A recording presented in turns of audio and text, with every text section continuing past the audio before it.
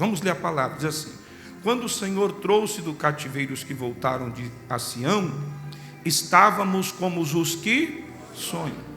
Então a nossa boca se encheu de riso e a nossa língua de cânticos. Então se dizia entre as nações: grandes coisas fez o Senhor a estes, grandes coisas fez o Senhor por nós, e por isso estamos alegres. Faze-nos regressar outra vez do cativeiro, Senhor, como as correntes do sul. Os que semeiam em lágrimas cegarão com aquele que leva a preciosa semente, andando e chorando, voltará. Diga comigo, sem dúvida, com alegria, trazendo consigo os seus molhos. Quando a gente lê o Salmo 126 aqui, eu vou ser bem breve, ainda não entraram no consenso, não conseguiram definir quem é o autor desse salmo. Mas acredita-se que esse salmo foi escrito pós-cativeiro, ou seja, quando o povo de Israel, você que conhece um pouquinho de Bíblia sabe que o povo de Israel, eles pecam contra Deus, eles transgridem, eles fogem dos mandamentos. Como todo pecado tem uma consequência, porque o salário do pecado é a morte.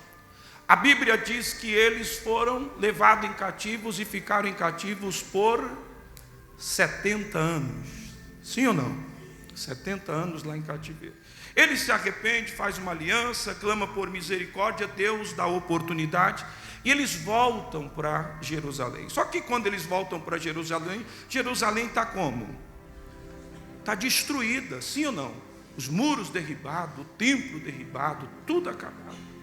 Mas quando eles voltam alegre, regozijando. E aí é quando acredita-se que esse salmo foi escrito, porque esse salmo começa lá, quando o Senhor trouxe do cativeiro os que voltaram a Sião, né? Estávamos como os que sonham, porque aos olhos deles, diante de 70 anos cativo em Babilônia, era como se meus irmãos não tivessem mais jeito.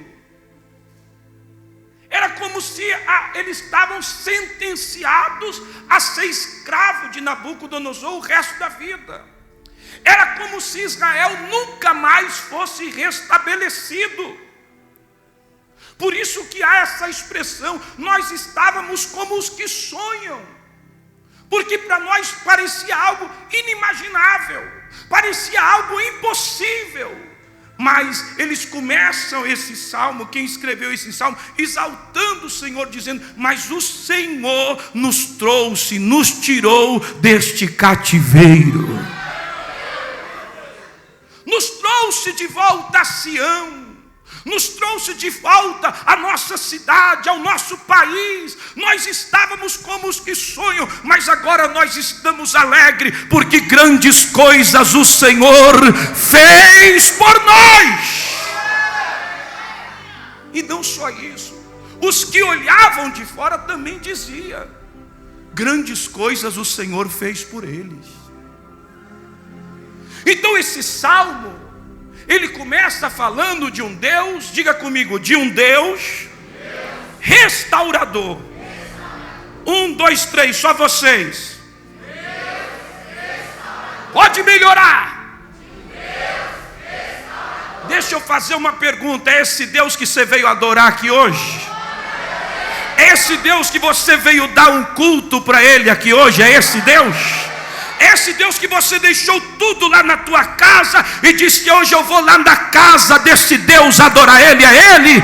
Então eu tenho uma notícia do céu para te dar: o Deus que você veio adorar aqui é um Deus que restaura, é o Deus do impossível, é o Deus todo poderoso. Se você acredita nisso, dá glória para chegar lá no céu.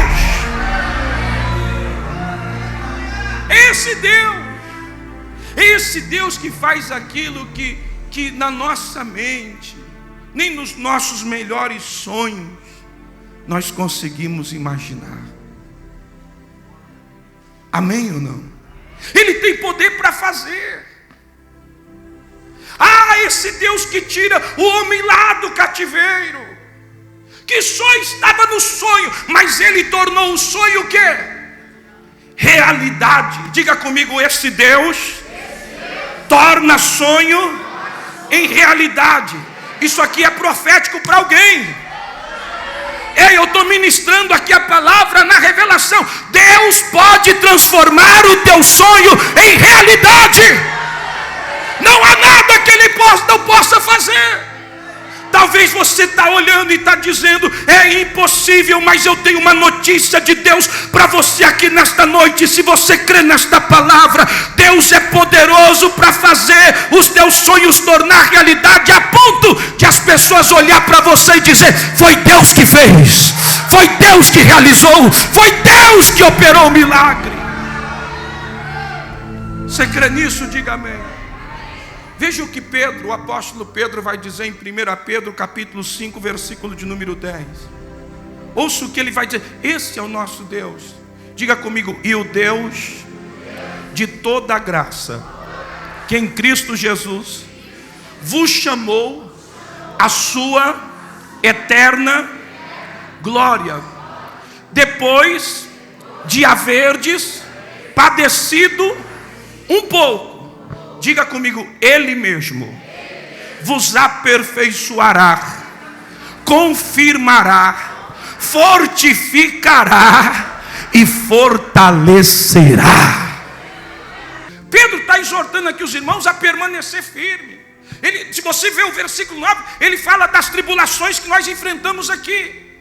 Aí no versículo 10 ele vai terminar essa primeira carta dizendo, e o Deus de toda graça, que em Cristo Jesus vos chamou a sua eterna glória. Alguém que está aqui foi chamado por Deus? Amém por isso ou não? Ele vai dizer, depois de haverdes padecido um pouco, Ele mesmo, Ele quem? Cristo, o nosso Deus. Ele mesmo vos o quê? Aperfeiçoará. Ele vos aperfeiçoará, confirmará, fortificará e fortalecerá. Amém ou não? Ei, Ele pode fazer isso na sua vida. Quem está crendo, diga amém. Então esse salmo começa a descrever o Deus restaurador, o Deus do impossível, o Deus que realiza sonhos, o Deus que fortalece, o Deus que levanta o caído, o Deus que quando o médico diz que não tem jeito, Ele vai lá e dá jeito, o Deus que quando o advogado diz que não tem jeito, Ele vai lá e dá jeito, o Deus que quando nós olhamos e diz acabou, Ele vai lá e abre uma porta de escape. Esse é o Deus do Salmo 126. Mas esse salmo continua dizendo, e esse salmo revela também que esse Deus, Ele não faz somente aquilo que nós imaginamos ou pedimos, Ele faz além. Porque diz, estávamos como os que sonham, então a nossa boca encheu de riso, e a nossa língua de cântico. Então se dizia entre as nações, grandes coisas fez o Senhor a estes, e grandes coisas fez o Senhor por nós, e por isso estamos... Ele faz além. Amém ou não? Ele faz além daquilo que você possa o quê? Imaginar. Ou seja, o que Ele fez na vida do povo de Israel, e o que o escritor vai descrever aqui, é que, poxa, Ele fez bem além daquilo que a gente pode imaginar. E é o que a Bíblia diz. A Bíblia diz em Efésios 3:20 que Deus faz o quê?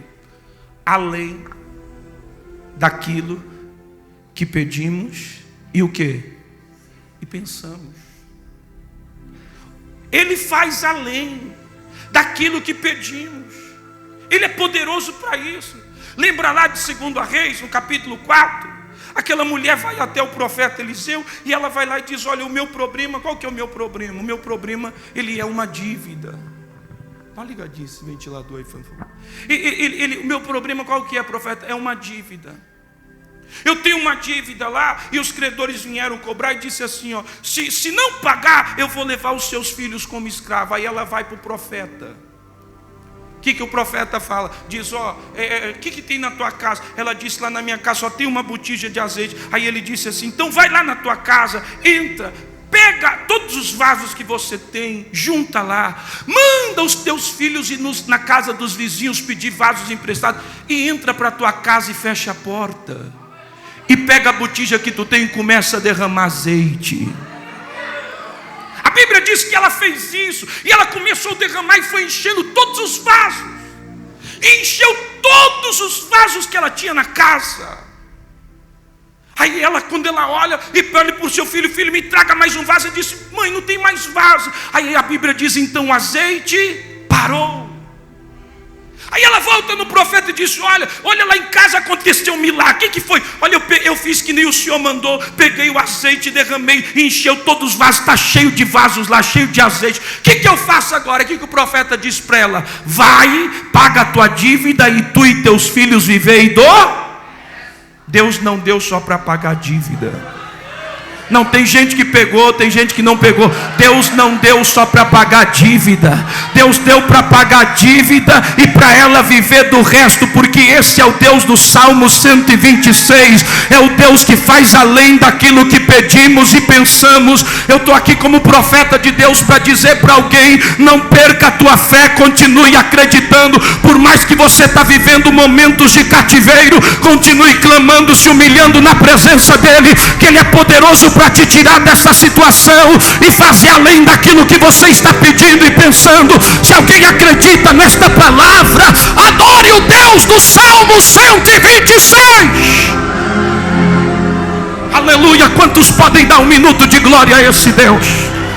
Quantos podem dar um minuto de glória a esse Deus? Oh, aleluia! Tem alguém que chegou aqui nesta noite, e eu quero profetizar na revelação da palavra que Deus é poderoso para te tirar deste cativeiro. Você só precisa crer, acreditar. Mas esse salmo vai terminar no versículo de número 5 e 6, falando sobre a importância de nós nunca desistirmos. E olha o que vai dizer, diz assim: os que semeiam como, igreja? Cegarão com. Aquele que leva a preciosa semente, andando e chorando, diga comigo: voltará sem dúvida, com alegria, trazendo consigo os seus molhos.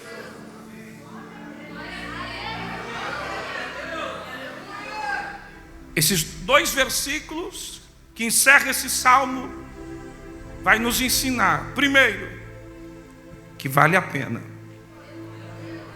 Tudo que você faz diante de Deus não é em vão. Quem está pegando? Ele termina assim dizendo: voltará sem o quê? Dúvida. É certeza. Semeou diante de Deus, semeou dentro do centro da vontade de Deus, voltará sem dúvida. Triste, abatido, cabisbaixo, voltará com saiu chorando, mas volta com, saiu gemendo, mas volta com, está caminhando, está aí na presença de Deus, gemendo, chorando, mas eu tenho uma palavra de Deus: persevere, porque vai valer a pena, vai voltar com alegria. O choro, como disse o Salmo de número 30, versículo 5, o choro ele pode até durar uma noite, pode até durar uma noite, mas está vindo aí a alegria pelo amanhã. Tem dia, meus amados irmãos, que a gente que crê nesse Deus que restaura. Observe isso, você consegue entender isso? O salmo começa exaltando o Deus que restaura, fala do Deus que faz além daquilo que pedimos e pensamos, e termina dizendo, que semeia com lágrimas, que semeia chorando, gemendo, vai voltar sem dúvida, com alegria. Por quê, queridos? Primeiro ele exalta a Deus, fala o que Deus é capaz de fazer. Mas observe uma coisa, ele não termina dizendo que semear diante de Deus é só mil maravilhas, não. Porque senão a Bíblia seria mentirosa, senão o Evangelho seria um engano. Ele termina mostrando para você a realidade do que é.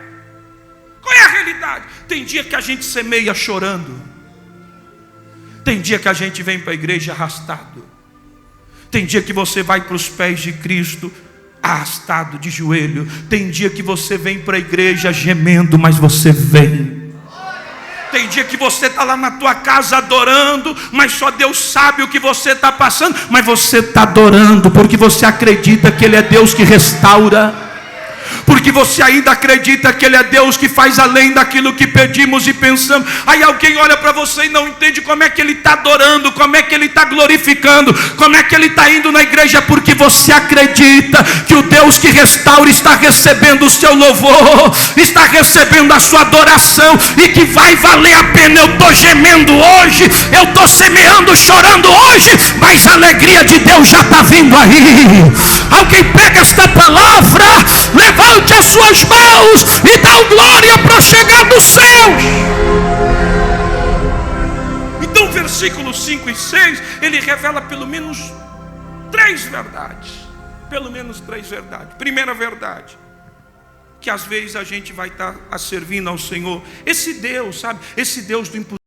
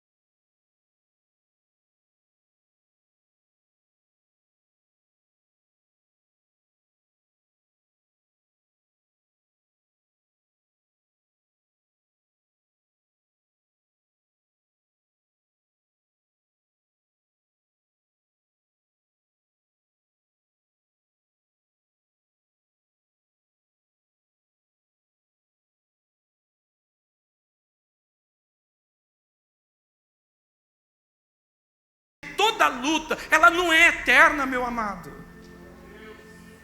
Era para tu ter dado um glória a Deus por isso. Toda luta, ela não é eterna. Toda luta, ela não é para sempre. Está gemendo hoje, está sofrendo hoje, está chorando hoje, mas continue adorando. O Deus restaurador está vendo. O Deus que faz além daquilo que pedimos e pensamos está te contemplando. Continua adorando a Ele, continua servindo a Ele. É a segunda verdade. E a terceira verdade, qual que é, pastor? É que sem dúvida, é certeza. Amém ou não? Eu vou repetir, é certeza, é sem dúvida que você não vai terminar assim. Você vai terminar vencendo. Você vai terminar triunfando se você continuar na presença dEle. Quem é que está pegando esta palavra? Quem é que recebe esta palavra? Então levante as suas mãos sentado mesmo e diga nada. Diga para o céu e o inferno ouvir, diga nada vai me afastar do Deus que restaura, do Deus que faz além daquilo que pedimos e pensamos. Diga nada, nada me separará do amor de Deus. Diga, o choro pode durar uma noite, mas alegria, ela vem pela manhã. Fica de pé adorando a Ele, fica. Oh, louvado seja o nome do Senhor. Quem pega esta palavra, quem recebe esta palavra, quem serve esse Deus. Talvez você chegou aqui chorando, gemendo, mas o Espírito Santo está dizendo: ei, essa luta não é para sempre. Há um Deus que restaura, há um Deus que muda, e esse Deus está te vendo. Continue a adorando.